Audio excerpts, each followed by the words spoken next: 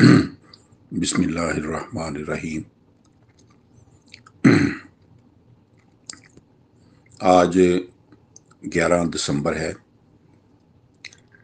सन है 2022 और दिन है इतवार का। मैं हूँ मोहम्मद तुफैल शाद। हाजरीन सामीन अस्सलाम वालेकुम। सूरा आराफ जो कि कुरान करीम की 7वीं सूरत है, उसका तसलसल जारी है और आज उसका 11वां दरस है, 11वां हिस्सा है, 11वां एपिसोड है। तो इससे पहले दर्स में हमने 7/34 की आयत तलावत की थी।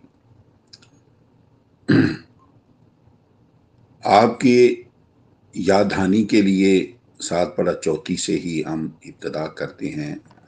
इसमें आज के दर्स में अक़वाम आलम के अरूज व ज़वाल के अटल इलाही क़वानीन जो हैं वो बयान किए गए हैं, उस पर वज़ाहत होगी।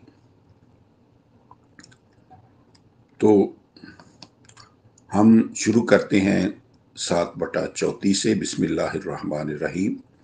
वालिकुल्ले उम्मतिन अजल फ़इज़ा जाअ अजलुहुम ला यस्ताखिरून साअतम वला यस्तक़दिमून। मफ़हूम। और हकीकत ये है कि वास्ते हर उम्मत के उसके अपने अमाल के मुताबिक उसकी एक मियाद है, अजल है, उसकी लिमिट है उसकी। फिर जब उसकी अपनी बद अमलियों की बदौलत उसकी मियाद या लिमिट आ जाती है, कट ऑफ टाइम जिसको कहते हैं, वो आ जाता है, पूरी हो जाती है, फिर ना वो एक साथ पीछे रह सकते हैं और ना आगे ही बढ़ सकते हैं। तो इस सूरत में, इस आयत में अक़वाम आलम के अरूज व ज़वाल के इलाही क़वानीन के मुतल्लिक़ ज़िक्र किया गया है। इस आयत मजीदा में अटल क़वानीन इलाहिया की ख़बर दी गई है। मुरवजा तफासीर में इस आयत से ये तसव्वुर अख़ज़ किया गया है कि अल्लाह ताला ने कौमों के अरूज व ज़वाल की मुद्दत पहले से ही मुतय्यन कर रखी है। चुनांचे अल्लाह ताला के पहले रोज़ के लिखे के मुताबिक कौमों का अरूज व ज़वाल रूब अमल आता चला आ रहा है।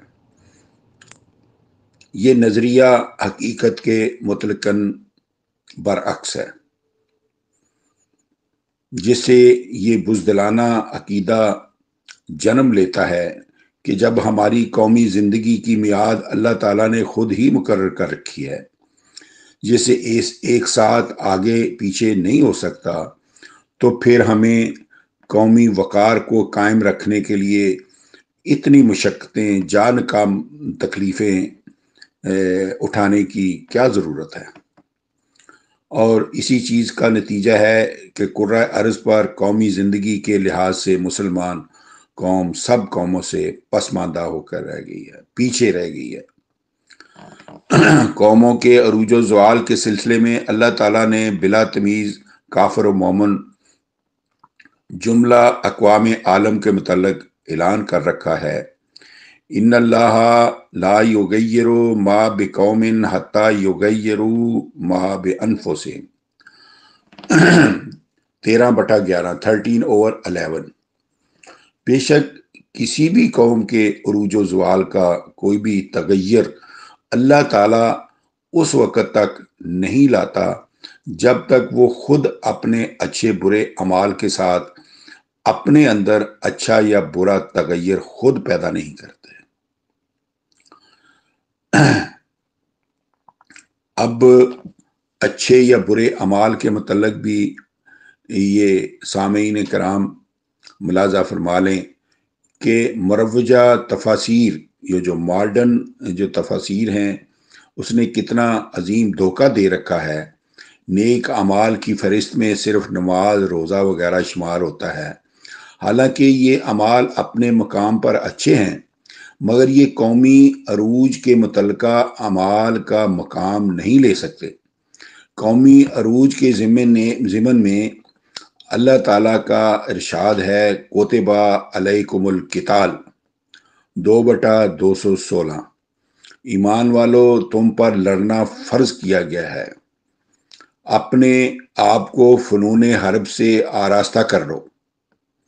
پھر اللہ تعالیٰ قرآن کریم میں ہی فرماتا ہے 8/60 میں، وَأَعِدُّوا لَهُم مَّا اسْتَطَعْتُم مِّن قُوَّةٍ وَمِن رِّبَاطِ الْخَيْلِ تُرْهِبُونَ بِهِ وَعَدُوَّ اللَّهِ وَعَدُوَّ لَكُمْ، اور دشمنوں کے مقابلے کے لیے استطاعت بھر جتنی بھی تم میں قوت ہے زیادہ سے زیادہ فوجی قوت تیار کرتے رہو، خصوصاً تمہارے ہاں ذرائع رسل و رسائل کی اتنی بہتات ہو کہ تم اس فوجی قوت کے ساتھ اللہ تعالیٰ کے اور اپنے دشمنوں کو ہمیشہ لرزہ بر اندام رکھو، کہ یعنی ان کو ڈراتے رہو۔ ان ارشادات الہیہ پر مشاہدات عالم گواہ ہیں کہ زندہ قوموں کی صف میں ان لوگوں کا شمار ہوتا ہے جو با اصول جنگجو اور جفا کش ہوں، نیز جن کے ہاں نت نئے دن جدید سے جدید جنگی ہتھیار تیار ہو رہے ہوں، یعنی جو اپنے آپ کو اعدوا لہم من قوت کی عملی تفسیر بنا دیں۔ اعدوا لہم یعنی ان کے لیے تیار کرتے رہو، دشمنوں کے لیے تیار کرتے ہو، من قوت جتنی بھی تم میں طاقت ہے اس کی عملی تفاسیر بنا دیں۔ یعنی یاد رہے کہ اللہ تعالیٰ قومی عروج کو صرف اس کے دائرے میں محدود نہیں رکھتا کہ تمہارے دشمن لرزہ بر اندام رہیں، یعنی ڈرتے رہیں، بلکہ وہ خارجہ دفاعی قوت کے ساتھ داخلی امور سمیت ہر گوشے کی اصلاح کا حکم دیتا ہے۔ اگلی آیت میں اپنی آیتوں کی اتباع کے ذریعے جملہ خطرات سے محفوظ رہنے کا حکم دیا گیا ہے۔ بسم اللہ الرحمن الرحیم، یا بنی آدم اما یاتینکم رسل منکم یقصون علیکم آیاتی فمن اتقى واصلح فلا خوف علیہم ولا هم یحزنون 7/35۔ اے نو آدم اگر جو آئیں، یہ جو ہے نا اما لفظ جو ہے یہ بڑا وضاحت طلب ہے، اس کی وضاحت میں بعد میں کروں گا۔ اے نو آدم اگر جو آئیں تمہارے پاس رسول تم میں سے جو تم پر میری آیتیں پڑھیں، تو جو کوئی ہماری آیتوں کی ہدایت کے مطابق خارجہ بچاؤ اور داخلہ اصلاح کر لیں، ان پر نہ مستقبل کا خوف ہوگا اور نہ وہ ماضی کے اعمال کے لیے غمگین ہوں گے۔ سامعین کرام، اس میں لفظ اما جو ہے یہ میں پہلے ابھی بتا چکا ہوں کہ اما جو ہے یہ مرکب ہے ان جمع ما کا، اور اس کا ترجمہ میں نے کیا ہے اگر جو۔ اس آیت کا یہ مفہوم اخذ کرنا کہ اللہ کے نبی رسول حضور یعنی محمد سلام علیہ کے بعد بھی آتے رہیں گے مطلقاً غلط ہے، کیونکہ 33/40 میں اللہ تعالیٰ نے فرمایا ہے ما کانا محمد آبا احد من رجالکم ولکن رسول اللہ و خاتم النبیین کے مطابق محمد سلام علیہ کے بعد نبیوں کی آمد مطلقاً بند کر دی گئی ہے۔ یہ اس لیے کہ اس نے نوع انسانی کی ہدایت کے لیے اپنی آخری کتاب قرآن کریم کی حفاظت خود اپنے ذمہ لے لی ہے۔ اب نبی رسول کی قائم مقام اللہ کی کتاب ہے، اور اس کے متعلق اگر آپ 41/3 میں دیکھیں، 41, 2, 3, 4 اس میں اگر دیکھیں تو جو اللہ تعالیٰ کی کتاب ہے یہ بھی بشیر اور نذیر ہے۔ آج کل کے وقت میں یہ جو قرآن کریم ہے یہ بشیر اور نذیر ہے، لہذا کسی مزید بشیر اور نذیر کی ضرورت نہیں ہے، چونکہ حضور یعنی محمد سلام اللہ کے بعد رسل انبیاء یعنی جتنے بھی رسول تھے، جتنے نبی تھے، ان کی آمد ختم کر دی گئی ہے، اس کا دروازہ اللہ تعالیٰ نے بند کر دیا ہے۔ اس لیے اما کا یہ مجموعہ ہے ان جمع ما، یہ لا کر اللہ تعالیٰ نے اس طرح کہا گیا ہے کہ اگر جو محمد سلام اللہ سے پہلے ہمارے رسول آئیں اور آپ کے بعد نہ آئیں، کیونکہ جو ما کا لفظ ہے وہ نافیہ استعمال ہوا ہے کہ اگر جو اللہ تعالیٰ کی کتاب اگر جو محمد سلام اللہ سے پہلے ہمارے رسول آئیں اور آپ کے بعد نہ آئیں تو دونوں وقفوں میں ہدایت کا ذریعہ اللہ تعالیٰ کی آیتیں ہیں۔ نبی رسول سلام علیہ اپنی زندگی میں بھی صرف اللہ تعالیٰ کی آیتیں ہی پڑھ کر راہ ہدایت دکھاتے تھے، اور ان کے بعد بھی راہ ہدایت کی قندیل جو شمع ہے اللہ کی آیتیں ہیں۔ اب اسی آیت میں جو 2 سے 4 تک جو نقطہ اور مزید وضاحت طلب ہے وہ یہ ہے فَمَنِ اتَّقَىٰ وَأَصْلَحَ، کہ الفاظ میں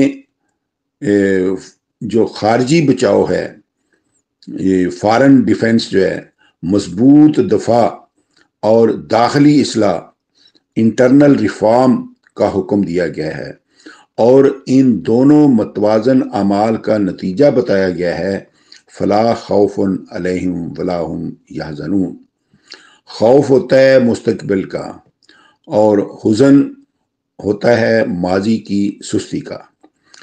ان سے نجات اس کے سوا ممکن نہیں کہ سرحدیں مضبوط ہوں، یعنی خارجہ حملے کا کہ بچاؤ کا پورا انتظام کیا گیا ہو، اور داخلی طور پر ہر فرد معاشرہ کو ضروریات زندگی سے مطمئن کر دیا گیا ہو، یعنی نہ خارجہ حملے کا خطرہ باقی رہے اور نہ داخلی بغاوتوں کا۔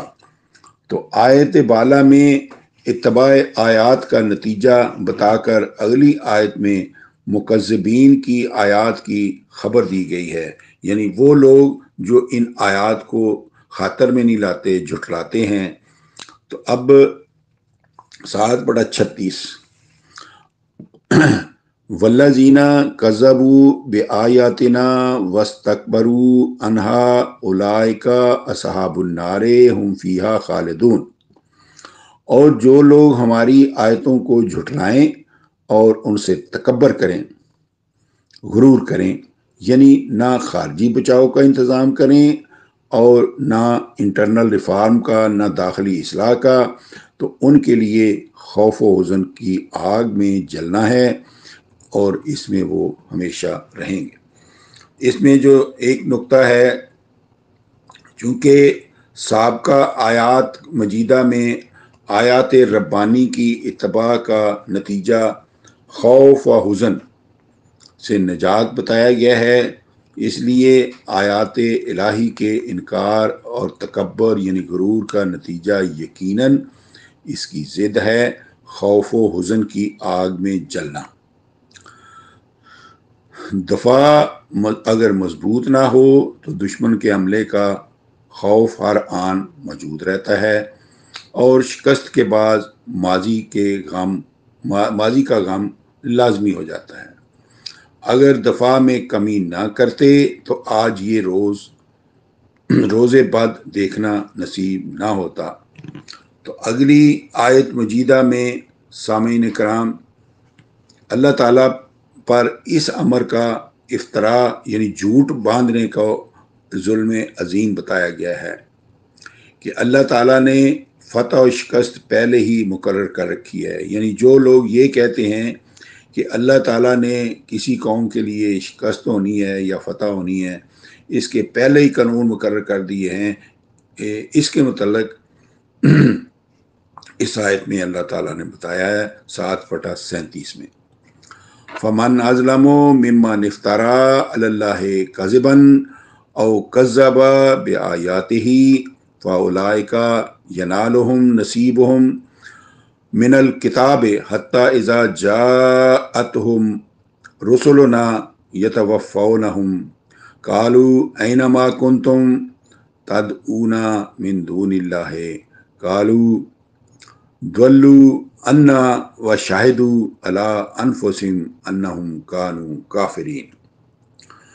اب اس کا مفہوم، پھر اس سے بڑھ کر کون ظالم ہے جو اللہ تعالیٰ کے ذمے جھوٹ باندھے یا اس کی آیتوں کو جھٹلائے؟ ایسے لوگ وہ ہیں کہ انہیں ان کے برے اعمال کی سزا کا وہ حصہ پہنچتا ہے جو ہماری کتاب میں درج ہے، یہاں تک کہ جب ان کے پاس ہمارے بھیجے ہوئے آتے ہیں تو سزا دینے والے فاتح انہیں پورا بدلہ دیتے ہیں، یعنی انہیں پوری سزا دیتے ہیں، تو وہ بزبان حال کہتے ہیں کہ کہاں ہیں آج وہ جنہیں تم اللہ کے ساتھ پکارتے تھے؟ انہوں نے آج تمہاری مدد کیوں نہیں کی؟ ان کا حالی جواب یہ ہوتا ہے کہ وہ ہم سے گم ہو گئے ہیں۔ اس طرح وہ اپنے آپ پر خود گواہ ہوتے ہیں کہ وہ اللہ تعالیٰ کی آیتوں کے منکر تھے۔ اس آیت میں 1 2 3 پوائنٹ قابل وضاحت ہیں۔ سیاق کلام کے مطابق آیت نمبر 35 میں یہ بتایا گیا ہے کہ آیات الہی پر عمل نہ کرنے والے خارجی خارجی بچاؤ یعنی ایکسٹرنل ڈیفنس اور داخلی اصلاح انٹرنل ریفارم مکمل کر کے مستقبل کے خوف اور ماضی کے حزن غم سے نجات پا جاتے ہیں۔ اس لیے آیت بالا میں مذکور اللہ تعالیٰ پر جھوٹ باندھنے سے مراد یہ ہے کہ لوگ اللہ تعالیٰ کے ذمے یہ چیز لگاتے ہیں کہ وہ جسے چاہتا ہے فتح دیتا ہے، جسے چاہتا ہے شکست دیتا ہے، اور آیات الہی کی تکذیب یہ ہے کہ نہ وہ خارجی بچاؤ کا انتظام کرتے ہیں، یعنی ایکسٹرنل ڈیفنس بھی نہیں کرتے، اور نہ داخلی اصلاح کرتے ہیں اور انٹرنل ریفارم بھی نہیں کرتے۔ واضح رہے کہ خارجہ کمزوری اور داخلی بغاوتیں ہی قوموں کی شکست کے دو بڑے اسباب ہیں۔ اسی طرح قانون الہی کے منکروں کو حملہ آور اور اقوام کے ذریعے جو عذاب پہنچتا ہے، اللہ تعالیٰ اسے اپنی طرف منسوب کرتا ہے، جیسے صحابہ کرام کو 9/14 میں ارشاد ہوا ہے، قاتلوہم یعذبہم اللہ بایدیکم، تم دشمنوں کے ساتھ جنگ کرو، اللہ تعالیٰ تمہارے ہاتھوں سے انہیں عذاب دے گا، یعنی انہیں عذاب کا حصہ نصیبہم من الکتاب تمہارے ہاتھوں سے پہنچائے گا۔ اس طرح آیت بالا میں فاتح حملہ آوروں کو رسولنا کہا گیا ہے، ہمارے بھیجے ہوئے جن کے ہاتھوں اللہ تعالیٰ سزا دیتا ہے۔ تو عز و من تشاء و تذل من تشاء سے اللہ تعالیٰ کا قانون مشیت مراد ہے۔ تو اب آتا ہے قیامت کا عذاب۔ یہ تو ہوئی دنیا کی ناکامی یعنی عذاب شکست۔ اس پر سوال پیدا ہوتا ہے کہ جن منکرین آیات کو دنیوی عذاب ہو چکا، کیا انہیں اخروی عذاب نہیں ہوگا؟ اس کا جواب جو ہے اس آیت میں دیا گیا ہے، قَالَ ادْخُلُوا فِي أُمَمٍ قَدْ خَلَتْ مِن قَبْلِكُم مِّنَ الْجِنِّ وَالْإِنسِ فِي النَّارِ كُلَّمَا دَخَلَتْ أُمَّةٌ لَعَنَتْ أُخْتَهَا حَتَّى إِذَا وَرَكُوا فِيهَا جَمِيعًا قالت اخراہم لأولاہم ربنا ہؤلاء اضلونا فآتہم عذابا ضعفا من النار قال لکل ضعف ولکن لا تعلمون۔ 7/38۔ قیامت کو اللہ تعالیٰ ان سے یہ کہے گا ان جماعتوں کے ساتھ آگ میں داخل ہو جاؤ جو تم سے پہلے استحصال کرنے والوں اور استحصال ہونے والوں کی گزر چکی ہے۔ جب ایک جماعت اخروی آگ کے عذاب میں داخل ہوگی تو اس کی بہن یعنی دوسری جماعت اس پر لعنت کرے گی، یہاں تک کہ جب اپنے جرائم کی سزا کے طور پر سب اس میں داخل ہو جائیں گے تو دوسری جماعت پہلی جماعت کے متعلق یہ کہے گی کہ اے رب ہمارے، یہ ہیں وہ لوگ جنہوں نے ہمیں گمراہ کیا تھا، پس تو انہیں آگ کا دگنا عذاب دے۔ اللہ تعالیٰ کہے گا سب کے لیے دگنا عذاب ہے، لیکن حال یہ ہے کہ تم حقیقت کو نہیں جانتے۔ یہاں سامعین کرام کالا ماضی ہے، یعنی ماضی کا صیغہ ہے، مگر چونکہ قیامت کے متعلق آیا ہے اس لیے اسی طرح مستقبل کا فائدہ دیتا ہے، جس طرح 25/30 میں آیا ہے وقال الرسول یا رب ان قوم اتخذوا ھذا القرآن مہجورا، اور قیامت کو رسول عربی سلام علیہ کہیں گے اے میرے پروردگار، میری اس قوم نے اس قرآن کریم کو اس طرح پکڑا تھا جیسے چھوڑا ہوا ہوتا ہے۔ تیسرا پوائنٹ ہے جن و انس۔ تو جن و انس کی اصطلاح کے بہت سے معنوں میں سے ایک معنی یہ بھی ہے کہ عوام کا استحصال کرنے والے اصطلاحاً جن ہیں اور استحصال ہونے والے اصطلاحاً انس ہیں۔ پانچواں پوائنٹ اس میں ہے اخراہم و اولاہم کہ الفاظ جامعیت کے لحاظ سے بڑی اہمیت کے حامل ہیں۔ ان میں دو مفہوم جو ہے وہ موجود ہیں۔ پہلا مفہوم یہ ہے کہ اخروی نار میں بعد میں داخل ہونے والی جماعت پہلے داخل ہو چکی ہوئی جماعت کو گمراہ کرنے والی بتائے گی۔ اس سے معلوم ہوا کہ گمراہ کرنے والے طاغوت جہنم میں پہلے داخل کیے جائیں گے اور گمراہ ہونے والے بعد میں۔ اور دوسرا مفہوم یہ ہے کہ ہر قوم چونکہ اپنی پہلی قوم کے طرز عمل کو سند مان کر اس پر عمل کرتی ہے، اس لیے پچھلے پہلوں کو کہیں گے ہمیں انہوں نے گمراہ کیا تھا، لیکن اللہ تعالیٰ کا یہ جواب مذکور ہے کہ تم یہ نہیں جانتے کہ عقل کے پٹ بند کر کے کسی طاغوت گمراہ کرنے والے یا کسی سابقہ قوم کی تقلید کرنا بھی اسی درجہ کی گمراہی ہے، جس سے گمراہ کرنے والے اور گمراہ ہونے والے ایک ہی سطح کے مجرم ہوتے ہیں، وہ ایک جیسے ہی عذاب کے مستحق ٹھہرتے ہیں۔ تو سامعین کرام، آج کا جو درس ہے وہ میں یہاں ہی ختم کرتا ہوں، تو انشاءاللہ یہ تسلسل تھوڑا سا آگے بھی جاری رہے گا۔ آج کے لیے اتنا ہی، وما علینا الا البلاغ، فی امان اللہ۔